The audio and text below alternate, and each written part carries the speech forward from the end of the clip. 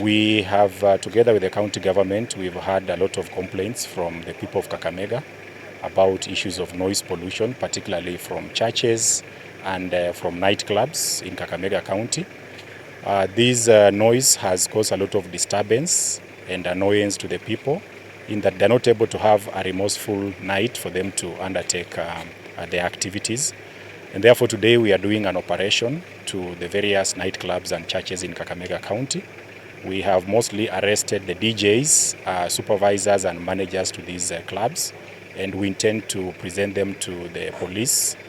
Then they'll be presented to court to be charged for polluting the environment through noise pollution.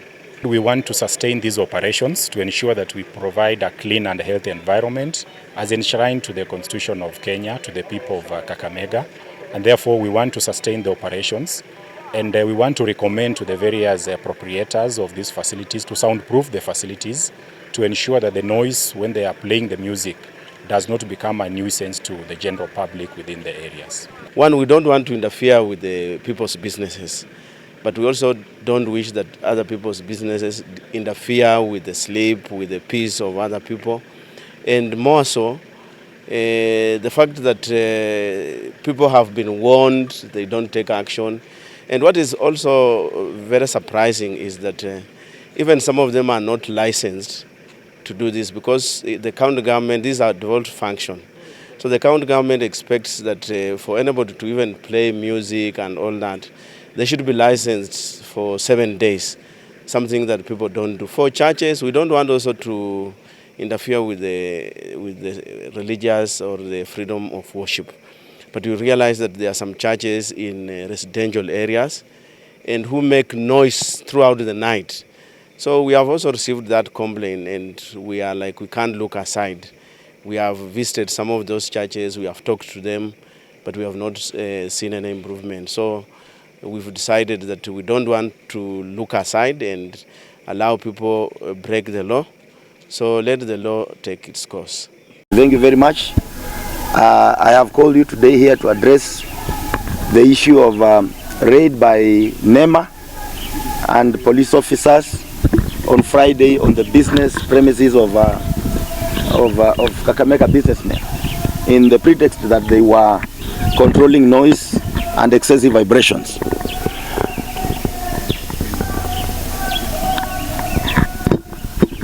Therefore, I want to address this issue of what happened on Friday. What happened on Friday was barbaric, was unlawful, was illegal, was unconstitutional, and was actually something you classify as a gang of criminals organized within the government to harass the businessmen of Kakamega. We know very well that what happened on Friday was targeting one particular hotel politically, trying to instigate political moves against a business enterprise on what used to happen to Akina Kashakwa and President William Ruto when they were in Jubilee.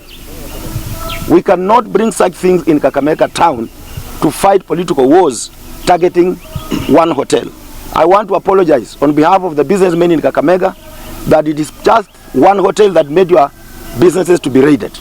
I'm saying this because Legal Notice number 61 of 2009 that governs or gives regulations on management of excessive noise and vibrations is very clear under rule number 25. And I want to take this time to go through that rule number 25 on what is required before any NEMA officer comes to your premise.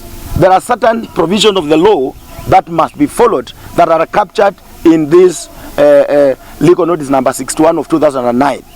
And when you look at rule number 25, it is very clear. It says that where an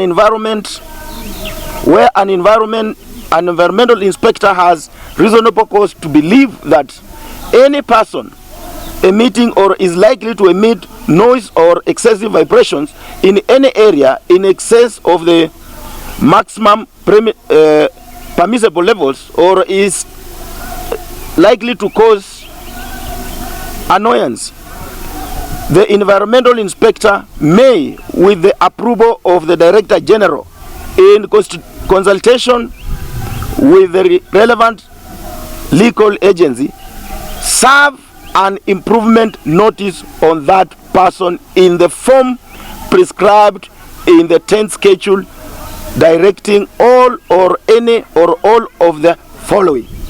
Now, what is key here, that a notice shall be served on that person.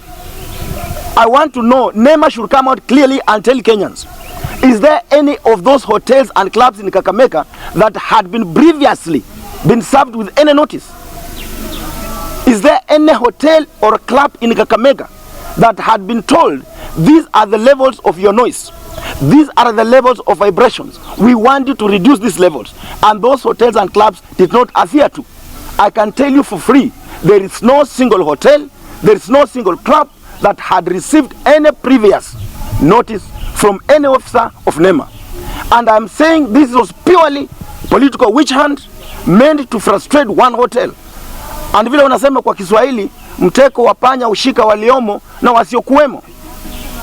Because if you are a government official, you must work within the law. Even the Constitution of Kenya, Article 47, stipulates very clearly that where an administrative action is supposed to be taken against a Kenyan citizen, that Kenyan citizen has a right to be given reasons why that adverse administrative decision is to be taken against that Kenyan. And that Kenyan has a right to defend himself. So I want NEMA to come out clearly. I know that this man who has come as the regional director of NEMA is from my land in Malaba.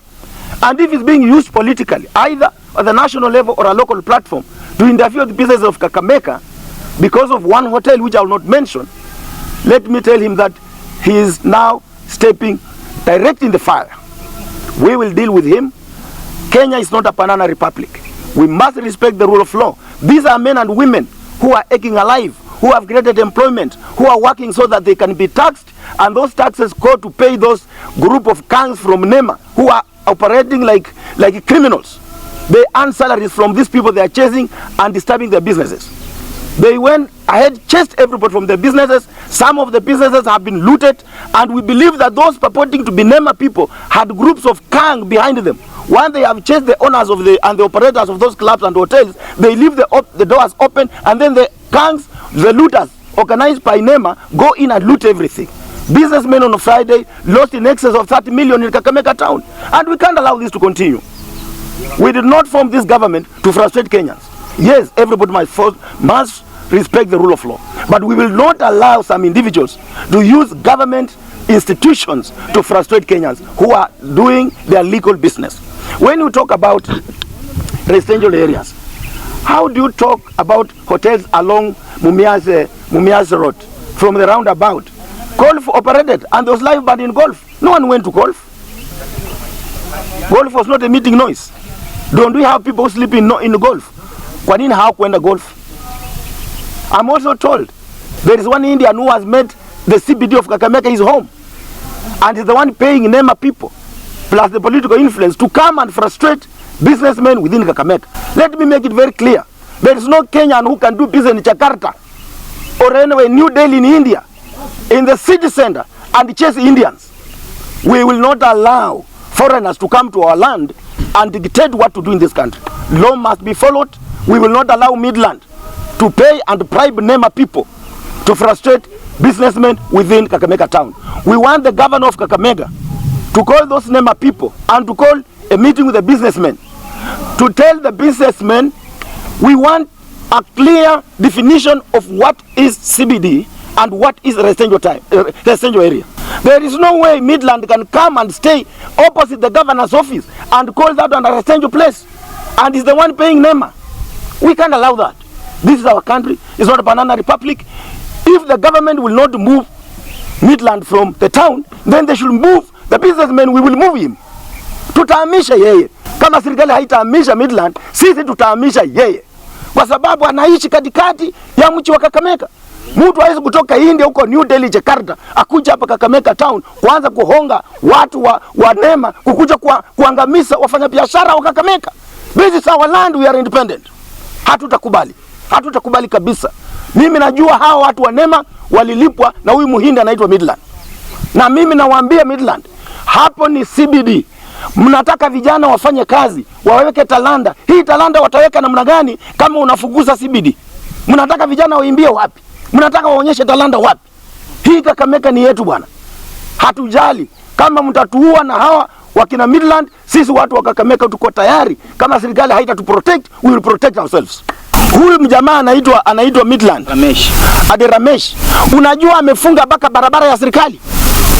Amefunga barabara, ameweka gate, na hakuna kitu county government inafanya. Barabara ile inatoka pale Friends, inapita nyuma ya Brandis Hotel, inaenda mpaka roundabout. Amefunga. Kwani mtu binafsi anaweza funga namna gani barabara ya umma? Alafu huyo mtu anasema hapo ni residential area. Amefunga barabara, ameweka chuma, ameweka gate. Tunataka hiyo barabara ifunguliwe mara moja. Mimi naambia governor, hiyo barabara nakupa siku 7, hiyo barabara ifunguliwe mara moja, ama nitakwenda hapa na watu wa Kakamega, tutafungua hiyo barabara. Running against ODM. You can see a crowd of people coming to cheer you and telling you that they are now in Kenya Kwanza, but deep inside they kill our future operations. Mine is what Mheshimiwa Cleophas Malala, that